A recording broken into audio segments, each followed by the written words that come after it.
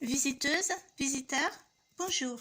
Cette fois-ci, ce n'est pas pour vous montrer ma façon de préparer la liqueur de clémentine, mais pour pousser un léger coup de gueule au sujet de cette cuisinière.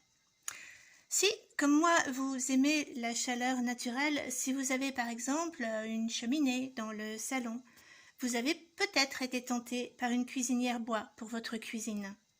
Que ce soit en chauffage d'appoint, pour la cuisson aussi en hiver. Et c'est ainsi qu'en février de cette année, j'ai fait l'acquisition de ce beau mastodonte sur un site internet dont je tairai le nom, je tairai la marque, ce n'est pas le sujet c'est de parler de ma cuisinière. Parmi les soucis, il en est des récurrents.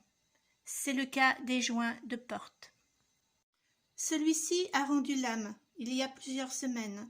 Si je ne l'ai pas encore réparé, c'est par lassitude, parce que je sais que ça ne tiendra pas.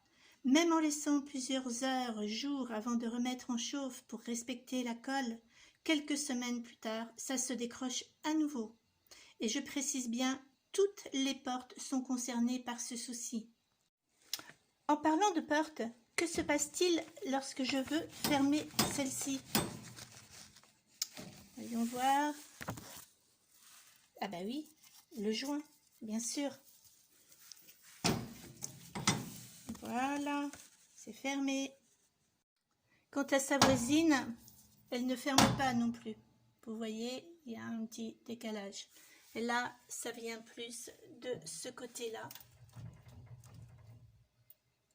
Ça bouge.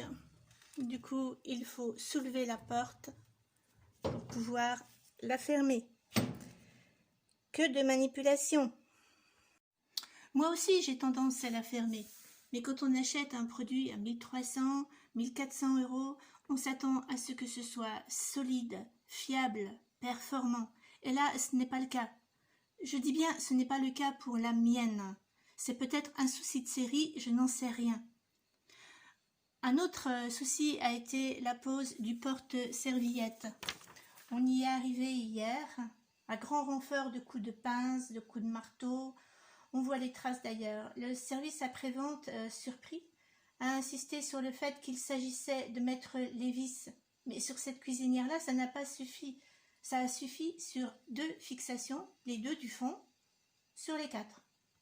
Pour terminer, je dirais, faites-vous plaisir. Achetez-vous une cuisinière, quelle qu'elle soit, mais achetez à proximité de chez vous de grâce, de façon à avoir des intervenants sur place et non par correspondance.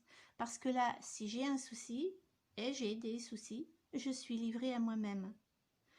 Pour terminer à nouveau, excusez-moi, je vais parler de la garantie. Quand on achète ainsi à distance, les pièces sont sous garantie. Le service après-vente va nous envoyer les pièces, mais il faudra faire venir un réparateur, dont les frais ne seront pas remboursés. Donc, garantie incomplète. Au revoir.